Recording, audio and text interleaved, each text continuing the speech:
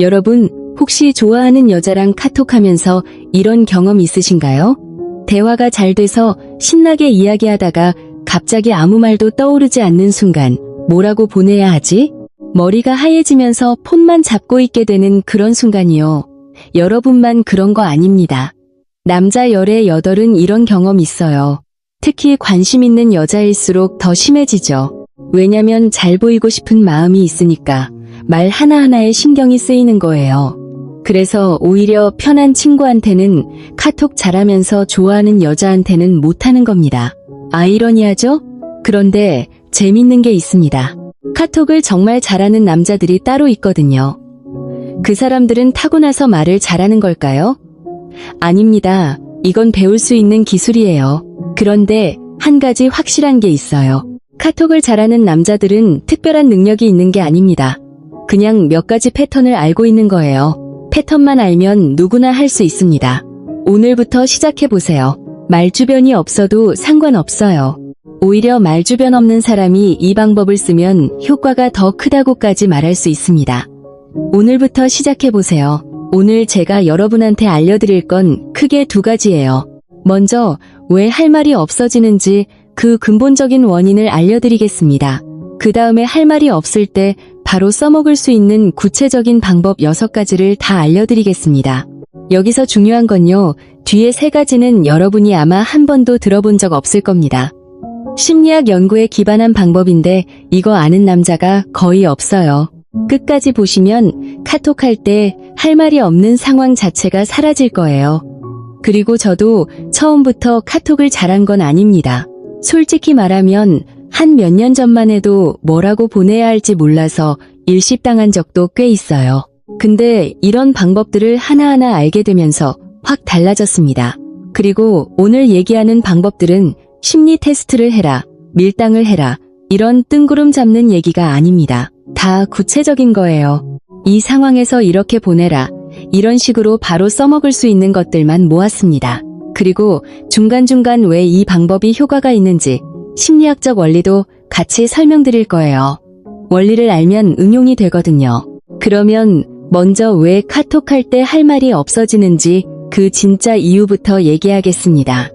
답부터 말하면요. 카톡을 너무 무겁게 어렵게 생각하고 있어서예요. 이게 무슨 말이냐?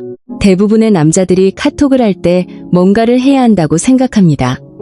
웃겨야 한다, 인상적이어야 한다, 뭔가 특별한 말을 해야 한다. 이런 압박감이 있어요. 카톡은 원래 가벼운 거예요. 친구한테 보내듯 편하게 보내면 됩니다. 완벽하려고 하면 오히려 어색해지는 거예요. 근데 생각해보세요. 아무리 친한 친구여도 하루 종일 대화하려면 할 말 있습니까? 당연히 없죠. 남자들은 원래 그래요. 그게 정상입니다. 그래서 중요한 게 대화의 양을 줄이는 겁니다.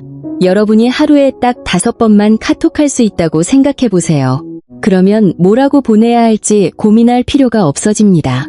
넘칠 정도로 하고 싶은 말이 있을 거예요. 할 일 있으면 나 지금 일하러 왔는데 이따 연락할게. 이런 식으로 중간에 자연스럽게 끊어주면 됩니다. 중요한 건 끊을 때 뜬금없이 잠수 타지 않는 거예요.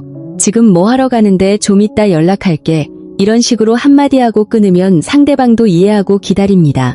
갑자기 사라지면 그건 서운할 수 있어요. 그리고 돌아왔을 때 아까 뭐 하다 말았는데 이런 식으로 이전 대화를 이어가면 자연스럽게 다시 시작할 수 있습니다. 오늘부터 시작해보세요. 이게 바로 대화에 여백을 주면서도 흐름을 유지하는 방법이에요. 근데 여기서 걱정하시는 분들 있어요. 이렇게 중간에 끊으면 여자가 서운해하지 않을까? 텐션이 죽지 않을까? 이런 걱정. 서운해하는 거는 여자가 여러분을 이미 좋아하게 됐을 때 걱정하면 되는 부분이고요. 아직 썸 단계에서는 관계에 여백을 줘야 합니다. 여백이라는 게 뭐냐면요. 동양미술을 생각해보세요. 동양화는 빈 공간을 일부러 남깁니다. 파란색으로 안 칠해도 우리는 그 흰 부분을 물이라고 생각하잖아요. 여백이 있어야 보는 사람의 상상력이 들어갈 공간이 생기는 거예요. 비워놓은 곳에 감상자의 생각이 채워지면서 더 깊은 몰입이 생기는 원리죠. 카톡도 마찬가지입니다. 연락을 꽉꽉 채우려고 하지 말고 여백을 줘야 상대방이 여러분을 궁금해하고 상상하게 됩니다. 이 사람 지금 뭐 하고 있을까? 나한테 언제 연락 오려나? 이런 생각을 하게 만드는 거예요. 여백이 있어야 궁금증이 생기고 궁금증이 있어야 관심이 커지는 겁니다. 카톡을 너무 많이 하면 쓸데없는 말, 무리수를 던지게 되면서 점수가 조금씩 깎이거든요. 실제로 제 주변에도 이런 케이스가 많았습니다. 여자랑 카톡을 하루에 수백 통씩 주고받다가 갑자기 차인 경우 대부분 중간에 이상한 말을 했거나 너무 집착하는 느낌을 줘서 그래요. 연락을 많이 한다고 호감이 올라가는 게 아닙니다. 오히려 적절한 간격을 두고 질 높은 대화를 하는 게 훨씬 효과적이에요. 재밌는 데이터가 하나 있는데요. 커플들 사이에서 하루 평균 메시지 교환 횟수가 어느 정도인지 아세요? 관계가 안정적인 커플은 하루에 평균 5에서 11통 정도 주고받는다고 합니다. 하루에 수십 통씩 보내는 게 아니에요. 생각보다 적죠? 중요한 건 양이 아니라 내용이에요. 그리고 하나 더요. 대화의 자연스러운 리듬을 만드는 게 중요합니다. 갑자기 연락이 왔다 안 왔다 하면 상대방이 불안해할 수 있어요. 아침에 가벼운 인사 한마디, 뭐 좋은 아침이라든지 오늘 날씨 좋다라든지 점심때 뭐 먹는지 한마디, 저녁에 하루 마무리 한마디, 이런 식으로 자연스러운 대화 패턴을 만들어 놓으면 상대방도 편하고 여러분도 뭐라고 보내야 할지 고민을 안 해도 됩니다. 이걸 심리학에서는 예측 가능한 가용성이라고 하는데요. 상대방이 여러분의 연락 패턴을 예측할 수 있으면 안정감을 느끼게 돼요. 반대로 어떤 날은 하루 종일 카톡하다가 어떤 날은 하루 종일 잠수 타면 상대방이 불안해하게 됩니다. 일관성이 진짜 중요해요. 그리고 팁 하나 더 드릴게요. 잠들기 전에 굿나잇 메시지를 보내는 건 생각보다 효과가 큽니다. 긴 말 필요 없어요. 오늘 하루 수고했어. 잘 자. 이 한마디면 충분합니다. 사람은 하루의 마지막에 들은 말을 가장 오래 기억한다고 하거든요. 자기 전에 여러분 메시지를 보고 잠드는 거예요. 이런 작은 디테일이 쌓이면 호감이 올라갑니다. 자, 그러면 여기까지가 마인드셋이고요. 이제 진짜 본론으로 들어갑니다. 구체적으로 할 말 없을 때 어떻게 해야 하는지 6가지 방법 하나씩 알려드리겠습니다. 첫 번째, 지금 뭐 하고 있는지를 얘기하세요. 이게 제일 기본이고 제일 쉬워요. 할 말이 없으면 서로 지금 뭐 하고 있는지 얘기하고 거기서 대화를 이어가면 됩니다. 근데 여기서 한 단계 업그레이드하는 방법이 있습니다. 그냥 사실만 전달하지 말고 살짝 과장을 섞으세요. 예를 들어볼게요. 운동하고 왔는데 뭐 하냐고 물어봤을 때 그냥 운동하고 왔어. 힘들어. 이렇게 보내면 대화가 노잼으로 빠집니다. 상대방 입장에서 고생했네, 밥 먹어, 이런 말밖에 할 게 없거든요. 근데 여기서 표현을 살짝 바꿔보세요. 수명이 한 3년 줄어든 기분이야. 이런 식으로 과장을 넣으면 상대방이 웃기면서 뭐 그 정도로 했어? 이런 반응이 나옵니다. 대화가 자연스럽게 이어지겠죠. 밥 먹고 있을 때도 마찬가지예요. 나 밥 먹는 중. 이렇게 보내면 그냥 정보 전달이잖아요. 맛있게 먹어. 이러고 끝입니다. 근데 지금 이거 먹는데 입에서 행복이 춤을 추고 있어. 이런 식으로 보내면 어디서 먹어? 뭔데? 대화가 확 살아나죠. 야근할 때도 나 야근 중 힘들다. 이렇게 보내면 상대방이 할 수 있는 말이 파이팅밖에 없어요. 근데 연락 안 되면 근로기준법 위반으로 신고해줘. 이런 식으로 유머를 섞으면 재밌는 사람이라는 이미지가 만들어집니다. 한 가지 더 예시를 들어볼게요. 비 오는 날 퇴근하는 상황이에요. 비 온다, 우산 없다. 이렇게 보내면 뭐 빨리 들어가. 이러고 끝이잖아요. 근데 지금 영화 주인공처럼 비 맞으면서 퇴근 중이야, 감동적이지? 이런 식으로 보내면 대화가 전혀 다르게 흘러갑니다. 상대방이 뭐 무슨 영화? 이런 식으로 반응이 오고 거기서 또 대화가 이어지는 거예요. 운동 끝나고 집에 왔을 때도요. 방금 샤워했는데 거울에서 모델이 나를 보고 있어. 이런 식으로 보내면 웃기잖아요. 혼자 영화 보고 있을 때 지금 공포 영화 보는 중인데 무서우면 전화해도 돼? 이런 식으로 보내면 플러팅하면서 유머까지 섞을 수 있습니다. 핵심은 이거예요. 사실을 그대로 전달하지 마세요. 사실의 감정이나 유머를 한 스푼 얹으세요. 그게 정보 전달형 대화와 재밌는 대화의 차이입니다. 이건 연습하면 금방 느는 거예요. 하루에 한 번만 시도해보세요. 일주일이면 자연스러워집니다. 처음에는 억지스러울 수 있는데 하다 보면 자연스러워집니다. 여기서 추가 팁 하나 드리겠습니다. 텍스트만 보내지 말고 가끔 짧은 음성 메시지를 활용하세요. 글자로는 전달이 안 되는 게 있어요. 톤, 감정, 분위기. 근데 음성 메시지로 야, 나 진짜 오늘 너무 힘든데 위로해줘. 이걸 장난스러운 톤으로 보내보세요. 텍스트로 같은 말을 했을 때보다 친밀감이 확 올라갑니다. 이게 왜 그러냐면 목소리를 들으면 뇌에서 상대방을 더 가깝게 인식하거든요. 진짜 사소한 건데 효과가 엄청납니다. 단, 너무 길면 안 돼요. 10초 이내로 짧게 보내는 게 포인트입니다.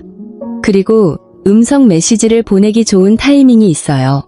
상대방이 힘들어하거나 기분이 안 좋을 때 텍스트로 괜찮아? 이렇게 보내는 것보다 따뜻한 톤으로 짧게 음성 메시지를 보내면 상대방이 진짜 감동합니다. 글자에는 온도가 없지만 목소리에는 온도가 있거든요.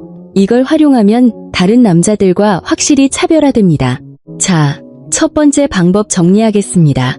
지금 뭐 하고 있는지 얘기할 때 사실을 전달하지 말고 과장, 유머, 감정을 섞으세요. 그리고 가끔 음성 메시지도 활용하세요. 이 두 가지만 기억하면 됩니다. 두 번째 방법, 성격 유형 대화를 제대로 활용하세요. 요즘 성격 유형 검사 다들 한 번쯤 해보셨잖아요. 근데 대부분 서로 유형 물어보고 아, 나 이거야. 진짜? 이렇게 끝내요. 이건 정보 교환이지 대화가 아닙니다. 제가 이걸 어떻게 제대로 활용하는지 알려드릴게요. 먼저 상대방 유형을 들었으면 거기에 별명을 붙여주세요. 예를 들어서 상대가 활발하고 사교적인 유형이다. 그러면 연예인 유형이네. 어디 가면 주인공이겠다. 이런 식으로 닉네임을 붙이는 겁니다. 차분하고 내향적인 유형이면 조용한 관찰자 유형이네. 겉으로는 차가운데 알고 보면 따뜻한 스타일이지? 이런 식으로요. 이 닉네임이 나중에 엄청 유용하게 쓰여요. 그리고 여기서 한 단계 더 나가면요. 상대방이 자기 유형에 대해서 얘기하면 거기에 맞춰서 칭찬을 해줄 수 있어요. 내향적인 유형이면 그런 사람이 진짜 깊은 대화를 잘하더라. 이런 식으로요. 사교적인 유형이면 그런 사람이랑 있으면 에너지 받는다. 이렇게 칭찬하면 자연스럽습니다. 성격 유형을 매개로 칭찬하면 직접 칭찬보다 부담도 적고 자연스러워요. 그 다음 단계, 성격 유형 빙고라는 게 있어요. 검색하면 각 유형별로 특징을 빙고 형태로 정리한 이미지가 나옵니다. 이걸 캡처해서 카톡으로 공유하세요. 그리고 거기에 있는 항목들에 대해서 얘기하면 됩니다. 예를 들어 빙고의 독특한 유머 감각이라는 항목이 있어요. 동그라미 쳐서 보내고 어쩐지 그렇더라. 이러면 상대방이 맞아, 나 좀 이상해. 아니면 아닌데? 뭐 이런 식으로 반응이 오거든요. 이 빙고 하나만 활용해도 1시간은 거뜬히 대화할 수 있습니다. 오늘부터 시작해보세요. 그리고 빙고를 활용할 때 팁이 하나 있어요. 상대방 유형만 보지 말고 여러분 유형도 같이 공유하세요. 서로의 유형을 비교하면서 우리 여기는 비슷한데? 여기는 완전 반대다. 이런 식으로 대화하면 자연스럽게 공통점과 차이점에 대한 얘기로 번져갑니다. 공통점은 동질감을 만들고 차이점은 호기심을 만들어요. 둘 다 호감 형성에 좋은 거예요. 그리고 이게 진짜 핵심인데요. 한번 이렇게 상대방 특징에 대해서 얘기해 놓으면 나중에 또 써먹을 수 있어요. 며칠 뒤에 상대방이 뭔가 독특한 반응을 보일 수 있잖아요. 그러면 아, 그때 빙고에서 나온 거 맞네? 이런 식으로 콜백을 할 수 있는 거예요. 대화 소재가 쌓이는 겁니다. 마지막으로 성격 유형 궁합을 활용하는 방법도 있습니다. 궁합표를 캡처해서 보내면서 남녀 관계의 뉘앙스를 자연스럽게 만들 수 있어요. 우리 궁합이 제일 좋다고 나오는데? 이런 식으로 가볍게 장난을 치는 거죠. 관심이 있다는 신호를 은근하게 주면서 부담 없이 플러팅하기 좋은 방법입니다. 아, 그리고 이것도 알려드릴게요. 성격 유형 대화에서 중요한 건 상대방의 유형을 외우는 게 아니에요. 상대방이 자기 이야기를 하게 만드는 거예요. 사람은 자기 이야기를 할 때 가장 즐거워합니다. 너 이런 유형이면 이런 성격 아니야? 이런 질문을 던지면 맞아, 나 좀 그래. 아니 나는 좀 달라. 이런 식으로 자기 이야기를 하게 되거든요. 그러면 자연스럽게 대화 시간이 길어지고 상대방은 여러분이랑 대화하는 게 즐겁다고 느끼게 됩니다. 세 번째 방법, 사진을 활용하세요. 앞에서 지금 뭐 하고 있는지 말하라고 했죠? 이걸 사진으로 대체하는 겁니다. 뭐 하고 있는지 사진을 툭 보내고 거기에 재밌는 코멘트를 달아주세요. 예를 들어서 밥 먹고 있는 사진을 보냈다고 합시다. 그냥 나 밥 먹고 있어. 이렇게 보내면 맛있게 먹어 하고 끝이에요. 근데 사진을 잘 보면 이미 한 숟가락 먹은 흔적이 있잖아요. 그러면 참을성이 없어서 한 입 먼저 먹었다. 이런 식으로 코멘트를 달면 웃기면서 자연스럽게 대화가 이어집니다. 혼밥하고 있는 사진이면 완전 어른 입맛이다. 이런 식으로 자기 캐릭터를 만들 수도 있고요. 사진 하나만 잘 활용해도 할 말이 없다는 게 말이 안 됩니다. 할 말 없으면 그냥 지금 상황을 찍어서 보내면 돼요. 어렵게 생각하지 마세요. 카페에 있으면 카페 사진, 길 걷고 있으면 하늘 사진, 뭘 하든 찍어서 코멘트 하나 붙이면 대화 소재가 됩니다. 근데 여기서 주의할 점이 있어요. 사진을 보낼 때 셀카는 조심하세요. 남자가 셀카를 너무 자주 보내면 나르시시스트처럼 보일 수 있거든요. 풍경이나 음식이나 상황 사진을 위주로 보내고 셀카는 가끔 상대방이 요청했을 때나 뭔가 특별한 상황일 때만 보내는 게 좋습니다. 그리고 사진 찍을 때 너무 꾸민 사진보다는 자연스러운 일상 사진이 훨씬 좋아요. 자연스러움이 진짜 무기입니다. 그리고 사진을 보낼 때 한 가지 꿀팁이 있어요. 상대방이 좋아하는 것과 관련된 사진을 보내면 대화가 확 열립니다. 예를 들어서 상대방이 강아지를 좋아한다고 했으면 길에서 강아지를 만났을 때 사진을 찍어서 보내세요. 길에서 너 닮은 강아지 만났다 이러면 뭐 어디 봐 이러면서 바로 반응이 오거든요. 상대방의 관심사를 기억하고 있다는 걸 자연스럽게 보여주는 거예요. 이게 은근히 감동적입니다. 네 번째 방법, 프로필 사진을 활용하세요. 카톡 프로필 사진을 바꿨을 때 쓸 수 있는 대화법인데 이건 생각보다 강력합니다. 상대방의 프로필 사진이 바뀌었다는 건 상대방이 뭔가를 표현하고 싶다는 의미거든요. 새 사진을 올렸으면 반응을 원한다는 거예요. 거기에 잘 반응해주면 호감이 올라갑니다. 내가 프로필 사진을 바꿨으면 그 사진을 화제거리로 만드는 거예요. 어떻게 하냐면요. 프로필 바꿨다고 그냥 알리지 말고 장난을 치세요. 프사 바꿨는데 칭찬해. 이런 식으로 보내는 겁니다. 이걸 답정너라고 하는데요. 상대방이 잘 나왔다고 하면 합격이라고 해주고 반응이 좀 미지근하면 예비 1번이라고 해주는 거예요. 이 방법이 좋은 게요. 일회성이 아니라 계속 써먹을 수 있다는 겁니다. 나중에 또 프사를 바꾸거나 사진을 보냈을 때 이번에는 최종 합격이다. 이런 식으로 이전에 했던 장난을 이어갈 수 있잖아요. 이런 게 쌓이면 둘만의 언어가 되는 거예요. 관계가 깊어지는 겁니다. 그리고 이걸 다른 방법과 조합할 수도 있어요. 앞에서 성격 유형으로 별명 붙이는 거 배웠잖아요. 상대방이 차분한 유형이라서 차가운 감성파라는 별명을 붙여줬다고 해봐요. 나중에 프사를 바꿨는데 상대방 반응이 담백하면 역시 차가운 감성파답다. 이런 식으로 연결할 수 있는 거예요. 장난과 장난이 섞이면서 대화가 점점 풍부해집니다. 그리고 상대방이 프로필 사진을 바꿨을 때도 활용할 수 있어요. 여자가 프사를 바꿨으면 그냥 이쁘다 이러지 마세요. 너무 평범해요. 대신 뭔가 캐치해서 얘기하세요. 머리 잘랐네, 되게 잘 어울린다. 여기 어디야, 배경이 예쁘다. 표정이 좀 다르네. 무슨 좋은 일 있어? 이런 식으로 세부적인 걸 언급하면 이 사람 내 사진을 자세히 봤구나, 관심이 있구나, 이런 느낌을 줍니다. 그냥 이쁘다보다 훨씬 효과적이에요. 이게 카톡의 진짜 재미예요. 둘만의 언어, 둘만의 장난이 쌓이면 다른 사람은 모르는 우리만의 세계가 만들어지는 겁니다. 그게 관계를 특별하게 만들어요. 자, 여기까지가 기본적인 4가지 방법이었습니다. 이것만 해도 할 말 없는 상황은 거의 없어질 거예요. 근데 여기서 끝이 아닙니다. 지금부터 알려드릴 3가지 방법은 심리학 연구에 기반한 건데 이거 아는 남자가 진짜 거의 없어요. 이것까지 알면 카톡이 아예 다른 레벨이 됩니다. 준비되셨죠? 그러면 바로 들어갑니다. 솔직히 여기서부터가 진짜입니다. 5번째 방법, 미러링이라는 기술을 카톡에 적용하세요. 미러링이 뭐냐면요. 상대방의 말투나 행동을 자연스럽게 따라하는 거예요. 이건 심리학에서 카멜레온 효과라고도 부릅니다. 우리 뇌에 거울 신경세포라는 게 있는데 자신과 비슷한 사람에게 무의식적으로 호감을 느끼게 만드는 세포예요. 이걸 카톡에 적용하는 방법은 간단합니다. 상대방의 말투, 이모티콘 사용 패턴, 문장 길이를 자연스럽게 따라하면 됩니다. 상대가 짧게 보내면 나도 짧게, 상대가 이모티콘을 많이 쓰면 나도 비슷한 빈도로, 상대가 느낌표를 자주 쓰면 나도 가끔 써주고. 근데 주의할 게 있어요. 너무 노골적으로 따라하면 역효과입니다. 상대방이 이상하다고 느끼거나 놀림당하는 기분이 들 수 있거든요. 진짜 핵심은 자연스러움이에요. 의식적으로 상대의 리듬에 맞추되 티가 나면 안 됩니다. 실전 예시 하나 들어볼게요. 상대가 오늘 진짜 기진맥진이야 이렇게 보냈다고 해봐요. 여기서 기진맥진이라는 단어를 캐치하세요. 진짜? 기진맥진할 정도면 오늘 뭐 했길래?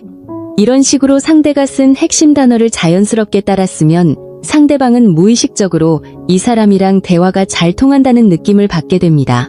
2024년 대인관계 심리학 저널 연구에 따르면 이모티콘 사용 패턴이 비슷한 커플이 관계 만족도가 유의미하게 높았다고 합니다. 카톡에서의 미러링이 실제로 친밀감 형성에 효과가 있다는 과학적 근거가 있는 거예요. 생각보다 카톡도 과학이에요. 감으로만 하는 것보다 이런 원리를 알고 적용하면 효과가 확실히 다릅니다. 미러링을 카톡에서 쓰는 구체적인 방법 3가지를 알려드리겠습니다. 첫째, 문장 길이를 맞추세요. 상대가 한 줄짜리 짧은 메시지를 보내는 스타일이면 여러분도 짧게, 상대가 긴 메시지를 보내는 스타일이면 여러분도 좀 길게, 이게 리듬이에요. 상대방이 짧게 보내는데 여러분이 매번 장문을 보내면 부담스럽거든요. 둘째, 감정의 온도를 맞추세요. 상대가 신나서 느낌표를 3개씩 붙이면서 말하는데 여러분이 응, 그래, 이렇게 무미건조하게 대답하면 텐션이 확 죽잖아요.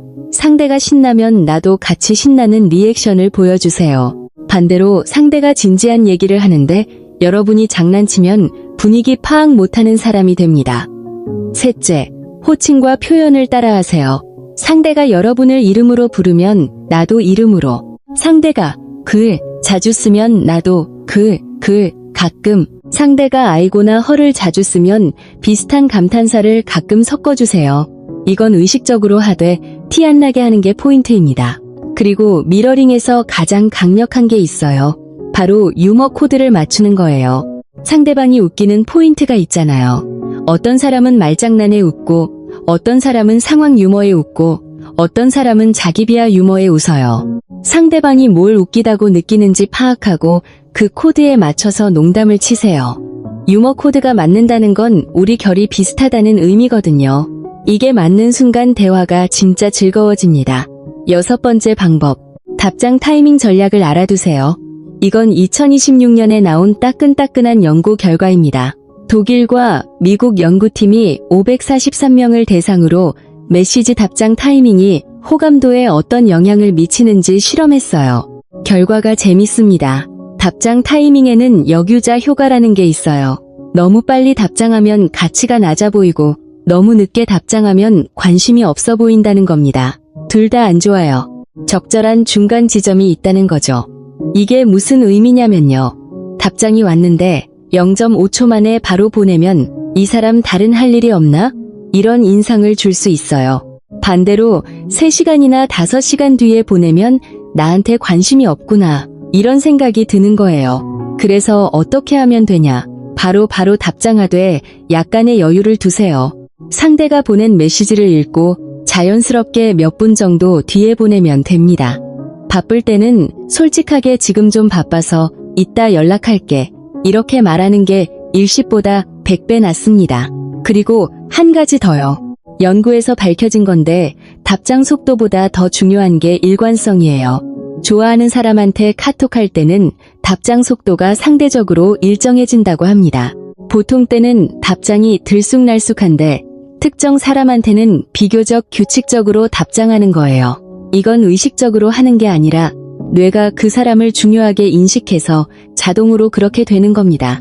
그러니까 여러분도 답장 속도에 너무 전전긍긍하지 마세요. 밀당하라는 말도 안 되는 조언 따르지 마시고요. 자연스럽게 하고 싶은 말이 있으면 보내고 바쁘면 나중에 보내고 대신 의도적으로 늦게 보내거나 의도적으로 빨리 보내는 건 하지 마세요. 그게 가장 자연스러운 매력을 만듭니다. 한 가지만 더 말씀드릴게요. 일십에 대해서요. 상대방이 읽고 답장을 안 하면 불안하잖아요. 근데 일십이 곧 관심 없음은 아닙니다. 일하고 있을 수도 있고 뭐 하다가 까먹었을 수도 있어요. 중요한 건 일십 한 번에 흔들리지 않는 거예요. 일십 당했다고 바로 왜 답장 안 해? 이런 메시지 보내면 압박감을 주게 되거든요. 그냥 기다리세요. 여유 있는 남자가 매력적인 거예요. 자연스럽게 다른 메시지를 보내면 됩니다. 상대방도 사정이 있었겠지 하고 넘어가는 여유가 필요해요. 그리고 여러분이 답장을 보낼 때도 마찬가지예요. 바로 볼 수 있는 상황이면 자연스럽게 답장하시면 되고 바쁘면 나중에 보내면 됩니다. 일부러 늦게 보내려고 타이머 맞추는 분들이 있는데 그런 거 하지 마세요. 그런 게 티가 납니다. 그냥 여러분의 생활 리듬대로 자연스럽게 하면 됩니다. 자연스러움이 제일 매력적이에요. 계산하지 마세요. 아까 그 얘기 말고 이건 봤어? 이런 식으로 새로운 화제를 던지면 상대방도 부담 없이 대화를 이어갈 수 있어요. 자, 마지막 7번째입니다. 6가지라고 했는데 하나 더 드리겠습니다. 보너스예요. 질문형 대화와 공감형 반응을 익히세요. 이건 진짜 강력합니다. 먼저 질문형 대화부터요. 카톡할 때 대부분의 남자들이 하는 실수가 있어요. 뭐 하고 있어? 밥 먹었어? 이런 닫힌 질문만 하는 겁니다. 이런 질문은 응 먹었어 이러고 끝나요. 대화가 거기서 죽습니다. 대신 열린 질문을 해보세요. 닫힌 질문이 네 아니오로 대답할 수 있는 질문이라면 열린 질문은 상대방이 자기 이야기를 할 수밖에 없는 질문이에요. 오늘 제일 기억에 남는 일 뭐야? 요즘 빠져있는 거 있어? 만약에 지금 당장 어디든 갈 수 있으면 어디 갈 거야? 이런 질문을 받으면 상대방이 자기 얘기를 하게 되고 거기서 또 새로운 대화 소재가 생기는 거예요. 대화가 꼬리에 꼬리를 물게 됩니다. 열린 질문 하나가 닫힌 질문 10개보다 대화를 3배, 4배 더 길게 이끌어간다고 보시면 됩니다. 실전에서 바로 써먹을 수 있는 열린 질문 몇 개 알려드릴게요. 오늘 제일 웃겼던 일 뭐야? 요즘 넷플릭스에서 뭐 봐? 추천 좀 해줘. 만약에 로또 되면 제일 먼저 뭐 할 거야? 어렸을 때 장래 희망이 뭐였어? 이런 질문들은 상대방이 자기 이야기를 하면서 자연스럽게 대화가 길어져요. 그리고 중요한 건 상대방 답변을 잘 듣는 거예요. 상대가 답변한 거에 대해서 꼬리 질문을 하면 대화가 끊이지 않습니다. 예를 들어서 상대가 요즘 이런 드라마 봐. 이러면 그거 재밌어. 어떤 내용이야? 이런 식으로 이어가면 돼요. 진짜 간단하죠. 그리고 이건 제가 직접 해보고 느낀 건데 열린 질문을 던지면 상대방이 대화를 주도하게 돼요. 여러분이 할 말을 찾을 필요가 없어지는 거예요. 상대방이 말하는 거에 반응하고 꼬리 질문만 하면 되니까요. 할 말 없을 때 제일 좋은 방법이 상대방한테 말할 기회를 주는 겁니다. 사람은 자기 이야기를 들어주는 사람을 좋아하거든요. 그 다음 공감형 반응이에요. 이건 여자가 힘든 일을 얘기했을 때 쓰는 건데 남자들이 가장 많이 하는 실수가 뭐냐면 해결책을 바로 제시하는 겁니다. 여자가 오늘 회사에서 진짜 짜증나는 일이 있었어. 이러면 남자들은 그러면 이렇게 해봐. 이런 식으로 답합니다. 근데 여자가 원하는 건 그게 아니에요. 해결책이 아니라 공감을 원하는 겁니다. 그래? 무슨 일인데 진짜 짜증났겠다. 이런 식으로 먼저 감정을 받아주세요. 상대방이 충분히 얘기를 하고 나서 그제야 근데 다음에는 이렇게 해보는 건 어때? 이런 식으로 조언을 해도 늦지 않습니다. 이걸 공감형 반응이라고 하는데요. 듣고 감정 인정하고 상대가 더 얘기하게 하고 그 다음에 의견 말하기. 이 순서만 지키면 됩니다. 이거 하나만 잘해도 이 남자 대화 통하는 사람이다. 이런 평가를 받을 수 있어요. 구체적인 예시를 하나 더 들어볼게요. 상대방이 오늘 친구랑 싸웠어. 너무 속상해. 이렇게 보냈다고 해봐요.